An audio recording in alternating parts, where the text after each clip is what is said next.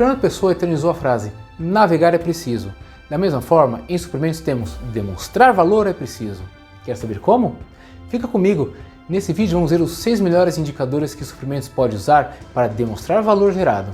Eu sou Rafael Vendramini, especialista em processos de compras e Strategic Sourcing, e bem-vindo ao Procurement Ideas, alavancando valor através de ideias.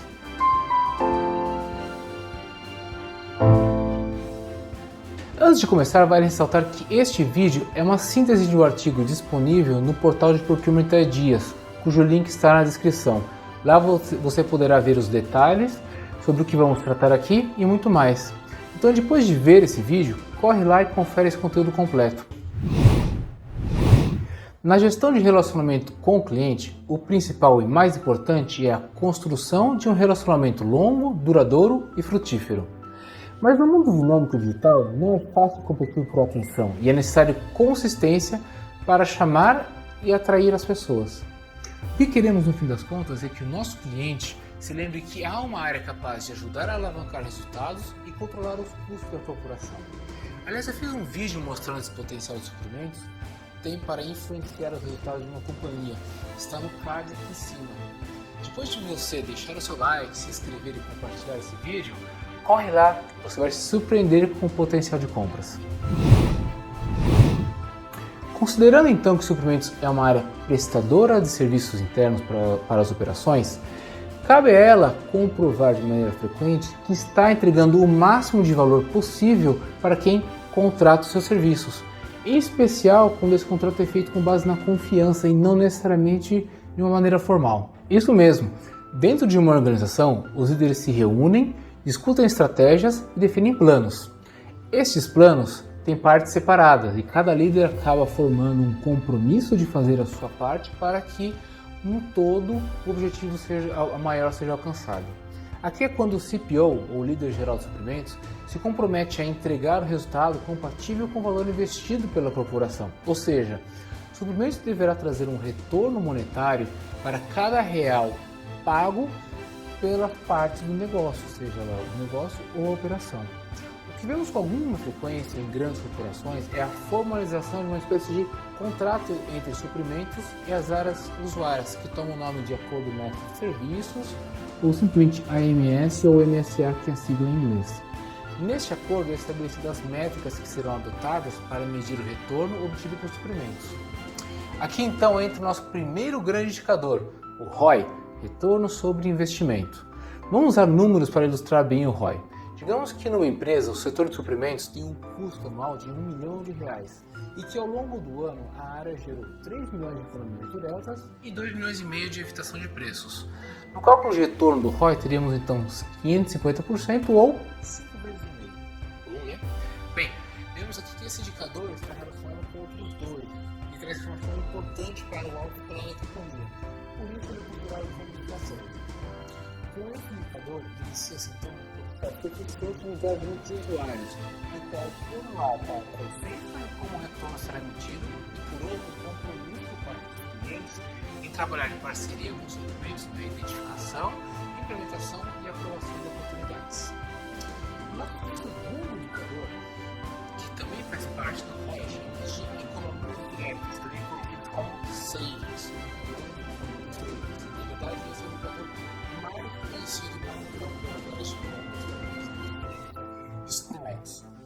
Como o nome já diz, o indicador de economia direta retrata a redução de valores unitários pagos atualmente pela corporação. Por exemplo, digamos que uma empresa paga em média R$10 por um rolamento usado no último ano fiscal e o negociador de suprimentos conseguiu reduzir esse valor de 10 para 8. Assim sendo, basta multiplicar esse valor referenciado pela quantidade adquirida para obter o total de savings. Então, no caso a empresa consuma 1.000 unidades de rolamentos por ano, ao invés de pagar 10 mil que ela vinha pagando atualmente, ela começa a pagar 8, ou seja, a economia direta foi de R$2.000. Como nem sempre é possível implementar um processo de redução real de preço ou de custos, nosso indicador de número 3 também faz parte do ROI e é chamado de evitação de preços, também conhecido como avoidance, que é o nome em inglês. Este segundo indicador é usado em duas circunstâncias bastante comuns.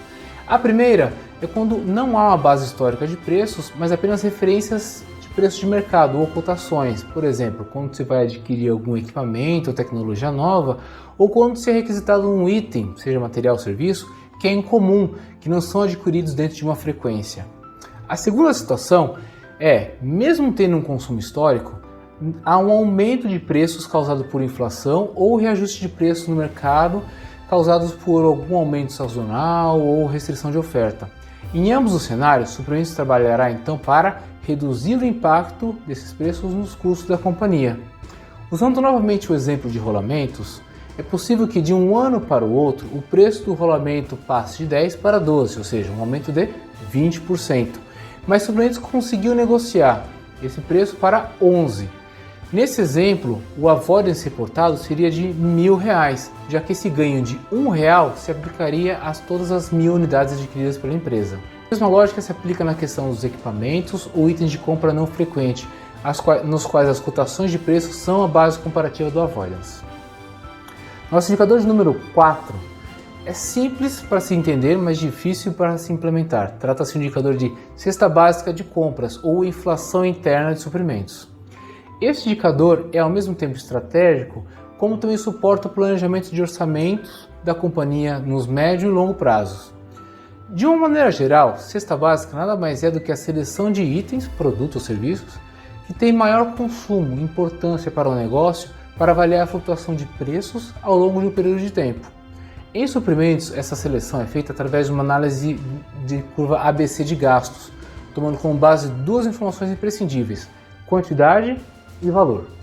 Similar às medidas tradicionais de inflação reportadas pelo governo, uma vez que você tem os relatórios de gastos por um período, define-se então uma data específica para se eleger então o índice base. E a partir desse índice base passamos a identificar a variação de preços tanto passada como corrente e projetada.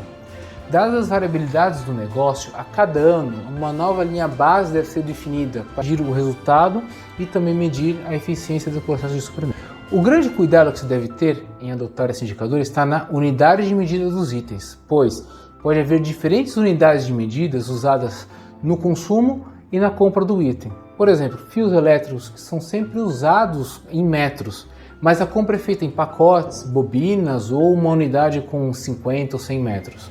Outro exemplo são chapas de aço, que são adquiridas em quilos e toneladas, mas são requisitadas ao almoxarifado em metros quadrados. São muitos exemplos de usos distintos de unidades de massa, volume ou comprimento que podem ser trazidos num relatório de gastos. Por isso deve haver uma forma de normalizar, de converter esses dados, preferencialmente de maneira automática e, se possível, dentro do sistema do ERP. Vou testemunhar que eu já vi colegas ficarem literalmente 15 dias de cada mês só nesse processo de normalização e emissão de indicador. É bastante trabalhoso.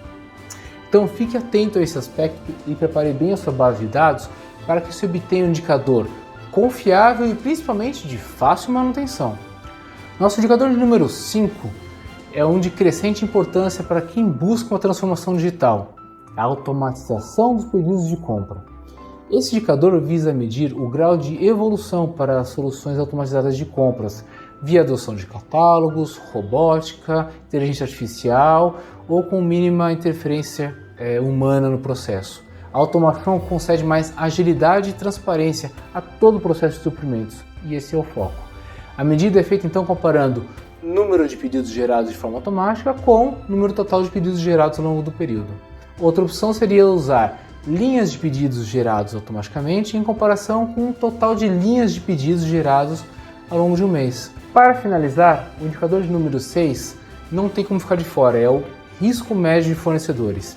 Risco é um tema que antes era tido de menor importância, mas hoje já vemos que 45% dos líderes de suprimentos já buscam soluções integradas para risco de fornecedores. Isso mesmo, uma preocupação com a confiabilidade na cadeia de suprimentos é crescente, em especial considerando as consequências das medidas restritivas e expansionistas que vêm sendo adotadas em resposta à pandemia. Este indicador é parte do monitoramento de fornecedores, que pode ter diferentes objetivos. Então, a primeira pergunta a ser respondida é: qual risco se pretende medir? Riscos internos ou riscos externos? Caso a empresa esteja mais preocupada com os riscos internos que o fornecedor pode trazer, Este indicador deverá ser composto por medidas de responsividade, confiabilidade, acuracidade e processamento fiscal. Mas caso a empresa queira medir os riscos externos, ou seja, caso a preocupação é saber a sustentabilidade financeira da sua cadeia de fornecedores, outras ferramentas deverão ser usadas para aferir a medida de risco. Há ferramentas de mercado como Serasa, Dun & Bradstreet, Rapid Ratings e outras que permitem um levantamento primário do risco econômico e de crédito de empresas. E isso serve na base de levantamento. Com base nesse levantamento primário, então, é possível atribuir um grau de risco financeiro geral da base de fornecedores e também saber quando se escalar para uma etapa de investigação aqueles casos quando o fornecedor apresenta um risco superior a um limite aceitável. A atribuição de riscos, seja ela riscos internos ou externos, é oneroso e requer tempo de processamento, de forma que a primeira etapa para medir o risco é saber quais fornecedores requerem um acompanhamento periódico. Recomenda-se então que se extraia essa informação da etapa de gestão de categorias, via matriz Kraujic, das quais pode-se obter as linhas de fornecimento e de fornecedores considerados como estratégicos e bottleneck, que são os quadrantes de maior risco. Para essas categorias, e mais precisamente para esses fornecedores, é que o monitoramento de risco se torna eficaz. Poderíamos passar então uma hora, pelo menos, falando ainda de outros indicadores, como gastos gerenciados por suprimentos, custo por pedido de compras, compras emergenciais, prazo de suprimento, eficácia média, confiabilidade de fornecedores e assim vai. Tá? São muitos indicadores e todos eles, pelo menos os 17 principais que eu consegui levantar, estão todos lá no portal de Procurement Ideas. Então, pega no link, entra lá no link que está na descrição e dá uma olhada nos indicadores que estão disponíveis para vocês. Temos aqui então apenas alguns dos principais indicadores usados por suprimentos para garantir esse pleno alinhamento com os stakeholders, os nossos clientes internos na nossa operação. Aqueles que são estratégicos devem ser apresentados regularmente para a alta direção, enquanto os outros devem ser usados para a conscientização dos demais níveis da empresa ou para consumo interno da área de suprimentos. Essa visão de indicadores também é imprescindível quando da implementação de sistemas especializados em compras, especializados em suprimentos, pois quanto mais automatizado for a extração de dados, mais confiável será todo o processo e mais ágil a sua gestão. Levando em consideração todos esses aspectos e todo o ambiente de mercado que vivemos, nos próximos vídeos nós vamos focar mais em transformação digital e gestão de risco de fornecedores, pois é importante que você, profissional de compra, esteja bem equipado com informação para que você possa explorar novas alavancas de valor para o seu negócio. Agora me diz, tem algum indicador que você acha que ficou de fora dessa lista dos principais indicadores de suprimentos? Deixa aqui nos comentários aqui embaixo para mim a sua opinião e se você enfrentou alguma dificuldade para implementar algum indicador na sua empresa. Para não perder nenhum conteúdo e também ajudar esse canal a crescer, eu te peço, por favor, deixe seu like, se inscreva, ative o sininho, compartilhe esse vídeo, pois isso faz a gente crescer de forma orgânica.